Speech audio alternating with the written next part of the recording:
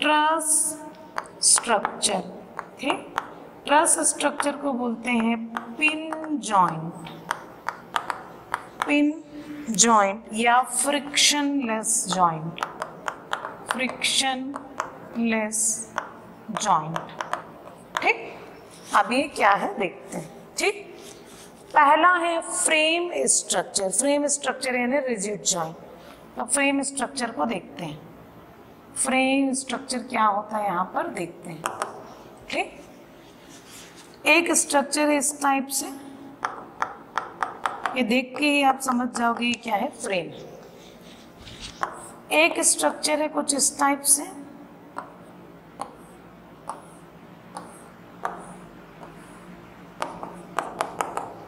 ठीक। तो ये क्या हो जाएगा, ट्रस स्ट्रक्चर। अब यहां पर तो देख के समझ में आ गया, बट एक्चुअली कौन सी ऐसी चीज आपने देखा तो आपने इसको फ्रेम बोला और इसको ट्रस, तो वो होता है इसका जॉइंट, ठीक। जब मैं जॉइंट की बात करती हूँ तो ये होते हैं जॉइंट्स, ठीक। ये यहाँ, ये, ठीक। तो ये ए बी सी डी हो गए जॉइंट्स, इसमें जॉइंट्स ये सब हो जाएगा, ठीक। जब आप फ्रेम की बात करते हैं तो उसमें जॉइंट कैसा होता है, रिजिड जॉइंट। रिजिड का मतलब ये है, मान लो मैं बोलूं कि बी कैसा है, रिजिड जॉइंट। तो बी से दो मेंबर कनेक्टेड है, एक है बी ए, दूसरा है बी सी। अभी बी ए और बी सी के बीच एंगल कितना बन रहा है, तो एंगल कितना बन रहा है, 90 डिग्री। कितना बन रहा है, बी ए और बी सी के बीच एंगल 90 डिग्री। जब मैं इसको धक्का दूंगी, ऐसा करके मैं इधर से स्वे करूंगी, आगे पढ़ाऊंगी स्वे या धक्का दूंगी, तो ये कैसा हो जाएगा, ये जाएगा कुछ इस टाइप से, ये जाएगा कुछ इस टाइप से, और ऐसा डिफॉर्म होने की कोशिश करें, ठीक। डिफॉर्मेशन के बाद भी जब आप उस जॉइंट में जाओगे तो उसका ये जो मेंबर है बी ए और बी सी, इसके बीच अभी भी एंगल कितना है, 90 डिग्री। तो ये कौन सा जॉइंट कहलाएगा, रिजिड जॉइंट। यानी इस जॉइंट ने फाई एंगल बनाया इस मेंबर ने, और इस मेंबर ने भी कितना एंगल बनाया, फाई एंगल। तो दोनों सेम अमाउंट से ट्विस्ट हुए या डिफ्लेक्ट हुए, तो ये क्या कहलाएगा, रिजिड जॉइंट। रिजिड जॉइंट का मतलब ये होता है before and after deflection the relation between members और the angle between members remains same. पहले जैसा था आज भी वैसा ही है, डिफ्लेक्शन के बाद भी। तो ये क्या कहलाएगा, आपका रिजिड जॉइंट। और रिजिड जॉइंट किस में मिलता है, तो मिलता है फ्रेम्ड स्ट्रक्चर में। तो लिखते हैं rigid joint if the angle between members are same or members remain same before and after deflection, then it is called, कौन सा जॉइंट कहलाएगा, rigid joint. then it is called rigid joint.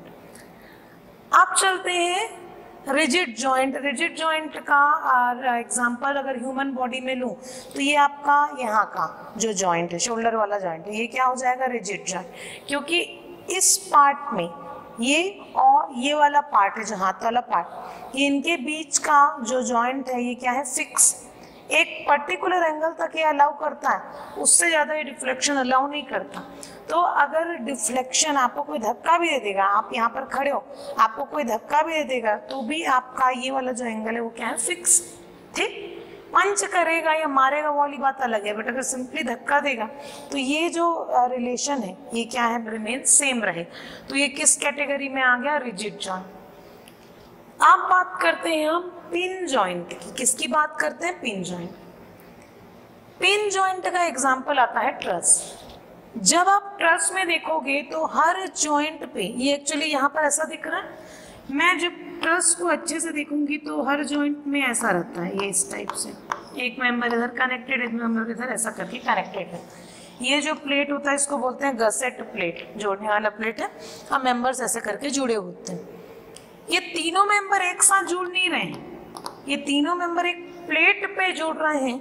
और ये plate जो है इसमें जो एक एक पिन अपने लगाए, ये कैसा बिहेव करेगा, पिन सपोर्ट की तरह। पिन यानी हिन सपोर्ट, हिन सपोर्ट में कितना रिएक्शन आता है, 2 रिएक्शन। अब पिन सपोर्ट या ट्रस स्ट्रक्चर का बिहेवियर कैसा होता है, आपने अगर डिफ्लेक्शन लगाया, इसको धक्का दिया, तो ये मेंबर अलग बिहेव करेगा, ये मेंबर अलग बिहेव करेगा। अभी सपोज इनके बीच एंगल था थीटा, आप जब इसको धक्का दे दोगे या लोड लगा दोगे तो थीटा रहेगा नहीं रहेगा, कोई कंपलसरी नहीं। क्यों? क्योंकि ये दोनों अलग अलग मेंबर एक ही प्लेट से जुड़े हैं, बट दोनों एक दूसरे के साथ नहीं जुड़े। एक घर में 2 भाई हैं, ठीक, दोनों अलग अलग बिहेव करेंगे, हालांकि वो एक ही घर के हैं, बट बिहेवियर दोनों का अलग अलग हो सकता है, ठीक। वहीं पर अगर एक घर में ट्विंस हैं जो बॉडी से जुड़े हुए हैं, बॉडी से जुड़े हुए मतलब एक जैसा बिहेव करेगा, दूसरा भी वैसे बिहेव करना पड़ेगा। चल रहे हैं तो दोनों साथ में चल रहे हैं, बैठ रहे हैं तो साथ में बैठ रहे हैं। तो जो बॉडी से जुड़े वाले ट्विंस हैं वो रिजिड जॉइंट हो जाएंगे, और जो एक घर के 2 भाई हैं वो क्या हो जाएंगे, आपके पिन जॉइंट हो जाएंगे। तो पिन जॉइंट में before and after deflection angles में चेंज, एंगल चेंज हो सकता है, ठीक। तो लिखेंगे इसमें angle between members can change before and after deflection या deformation, ठीक। अब बात आती है कि कौन सा जॉइंट अच्छा है। तो जॉइंट तो दोनों अच्छा है, जिस स्ट्रक्चर में जहां जिसकी जरूरत है वहां लगाएंगे। रिजिड जॉइंट हम उस जगह पे लगाएंगे जहां पर हम नहीं चाहते कि 2 मेंबर्स के बीच के एंगल में कोई चेंज आए। जैसे आप एक फ्रेम्ड स्ट्रक्चर बना रहे हो, फ्रेम्ड स्ट्रक्चर किसको बोलते हैं, जैसे आजकल जो कंस्ट्रक्शन होता है, आप पहले फाउंडेशन बनाते हैं, फाउंडेशन के बाद कॉलम खड़ा करते हैं, कॉलम के बाद बीम, पूरा जब कॉलम बीम का फ्रेम रेडी हो जाता है, स्लैब ढाल दिया, उसके लास्ट में आप क्या करते हैं, दीवार बनाते हैं। वो कॉलम बना दिए, बीच बीच में फिर दीवार की फिलिंग कर देते हैं ब्रिक की, तो वो आता है फ्रेम्ड स्ट्रक्चर।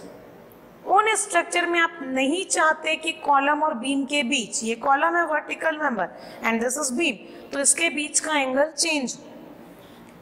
बट वहीं पर जब आप ट्रस की बात करते हैं तो ट्रस में ऐसा दिक्कत होता है कि एक आध मेंबर खराब हो सकता है, तो आप चाहते हैं कि ट्रस में कैसा जॉइंट हो, फ्रिक्शनलेस पिन जॉइंट हो, ताकि अगर मान लो ये वाला मेंबर खराब हो गया तो मैं इसको निकाल के दूसरा नया मेंबर लाके इसमें अटैच कर दूं, मेरे को पूरे ट्रस को चेंज करने की जरूरत नहीं।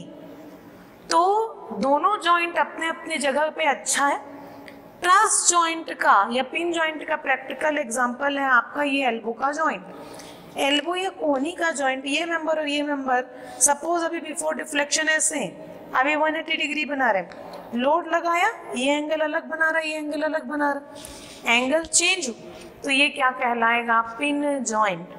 आपका ऑब्जेक्टिव क्वेश्चन पूछा हुआ है बिफोर एंड आफ्टर डिफ्लेक्शन अगर बिहेवियर मेंबर का सेम होता है तो वो क्या कहलाता है, रिजिड जॉइंट, और नहीं होता तो वो क्या कहलाएगा, ट्रस जॉइंट या